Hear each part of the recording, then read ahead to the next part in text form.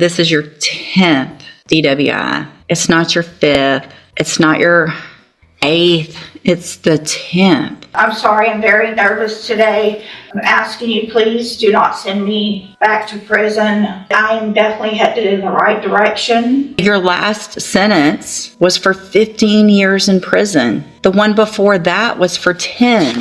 Another 10 year back in 09. I mean, this goes back to the 90s. The fact is, we're just lucky that you haven't killed someone in our community. I just can't do it. I'm going to sentence you to a term of ma'am, are you Catherine Welch? Yes, Your Honor. And Ms. Welch is here with her attorney, Mr. Gertz. State's attorney is present. Ms. Welch was previously in court, entered a plea of guilty to driving while intoxicated third or more, as well as a prior offense, which made it a second-degree felony offense. There was no agreement with regard to punishment. I have received the pre-sentence report, and has everyone had an opportunity to review that report? Okay, is everyone ready to proceed with sentencing then? Yes, Judge. Yes. All right, then, argument.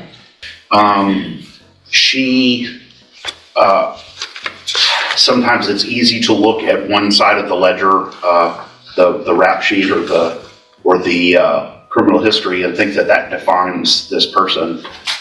What I have been fortunate enough to do is to really dig down and get to understand her as a human, and see that all the progress she's made, all the effort she's made, and see what she's done well, and all of the problems that she's been addressing well. She's obviously very anxious about this day, but we've been looking forward to this day as well, to be able to present that. And I want to go down on the bottom of page 2, address what I was talking about in the CSI, so that I'm not saying that this wasn't the words that came out of her mouth, but when she was asked by one of the examiners in the probation report if she felt she needed treatment, she said she didn't feel like she needed treatment. She wasn't opposed either. I want to clarify what we mean by that. And I say this here, but what she would say, I think, is she did 90 days of detox rehab related treatment, has continued aftercare, has continued mental health care. But in terms of going to a program that is specifically targeted at people who are currently using or currently intoxicated, I think she thought that wasn't the direction that would be ideal. She will do whatever you want her to do, but I wanted to explain what that comment means. Additionally, we've been in contact with her current parole officer. They are willing to keep her on parole instead of revoking her, depending on what the court does here. And so that was encouraging as well. I think we had the same kinds of conversations with them about her recovery and about her efforts. And so I think that was an encouraging sign from them. And then finally, Judge, you see, we didn't want to focus too much on support from the community because, again, this isn't just a run-of-the-mill case. This is a different focus. But she is married. She has a family. She recognizes the impact that all of this has had on her family and her relationships, the strain it has put on her husband, both financially and also emotionally. And she accepts responsibility for that. Anything else? Would you like to say something, Judge? Your Honor, I just want to say that the past was fueled by drugs and alcohol. I take complete responsibility for that. I did not know from very young, when things happened in my life, that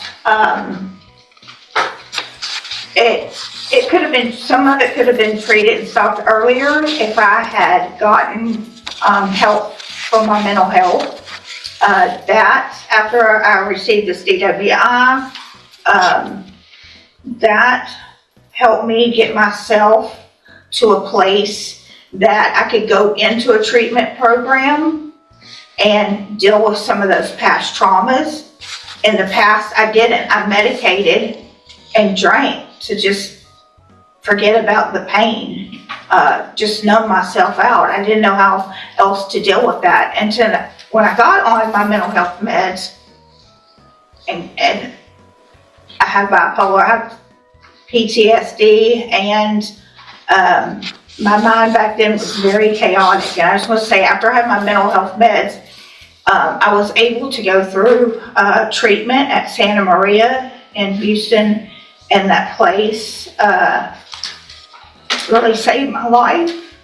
I did extensive 90-day treatment with trauma counselors. It was a trauma-informed community there. And also, when I completed that, I worked an outpatient program, but I still lived on their facility. I went to the sex trafficking and recovery program, and I was in that for about 8 months, where I got the state paid for the counseling for trauma still. And I just worked really hard in that. I got a job while I was in there.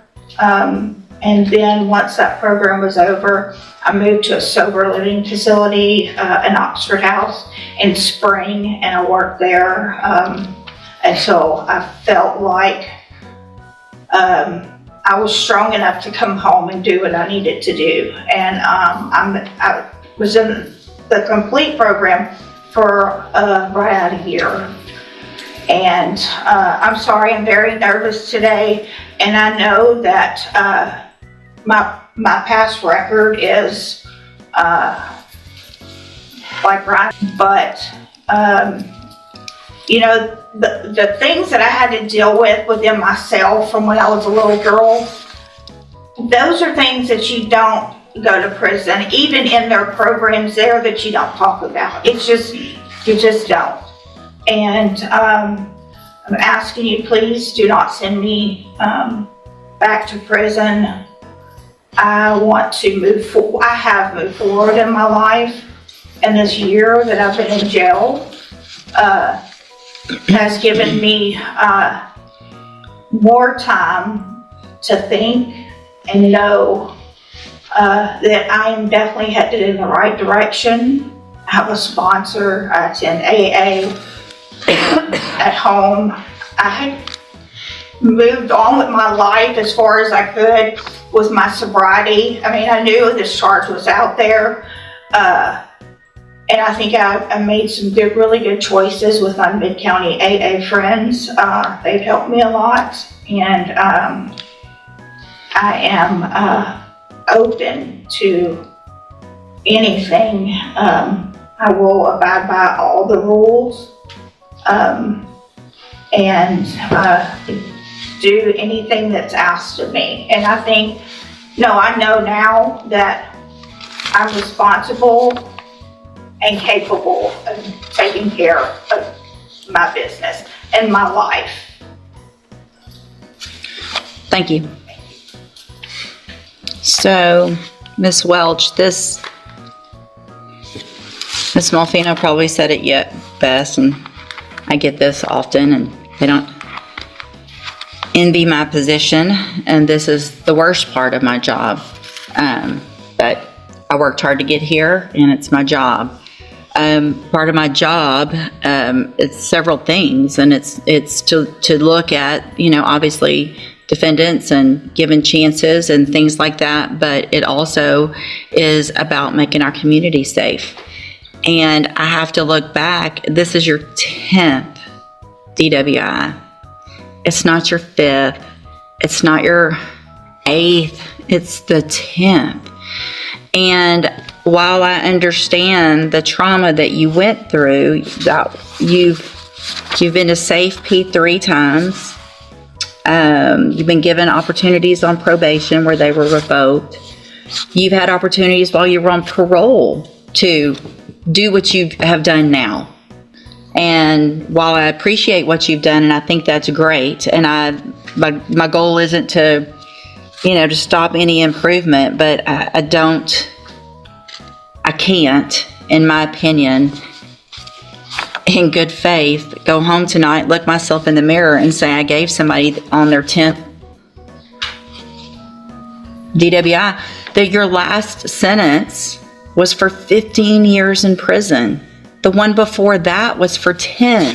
The one before that, you've gone to another 10 year, back in 09. I mean, this goes back to the 90s. You got a 10-year sentence in 2011. While you're on parole for that one, you get another one, so they give you 15 years, and you get out and you're on parole and you do it again. The fact is, we're just lucky that you haven't killed someone in our community 9 times over. Being given opportunities. I just can't do it. I'm going to find that you entered your plea of guilty freely and voluntarily. I'm going to find and your plea of true to the prior offense. I'm going to find sufficient evidence to find you guilty, and at this time find you guilty of driving while intoxicated. I'm going to sentence you to a term of 18 years in the institutional division of the Texas Department of Corrections. You will receive credit on that sentence for any time that you've been in custody that the law gives you the right to receive. You're going to be handed a trial court certification that shows this was not, well, I guess there was an agreement because the waiver of the enhancement, which could have been a 25 to life, as Mr. Gertz said. So I'm going to hand you the certification that shows this was an agreement. You've waived your right to appeal. I'm also handing you a written admonishment regarding your ineligibility to possess a firearm or ammunition. Possession, because of the judgment entered against you, you're ineligible under Texas law to possess a firearm or ammunition. Possession of a firearm or ammunition could lead to charges against you. You should read the written admonishment I provide you. If you have any questions about that, you can talk to Mr. Gertz. And Ms. Welch, I take no pleasure in this. This is extremely difficult for me. I understand to some extent addiction, and I understand that you are on a better path. However, there have been plenty of opportunities in the past where you were on a better path and you got back out and you got back on our roads again. And so good luck to you, ma'am. Thank you, Mr. Gertz and Ms. Malfino. Court will be adjourned.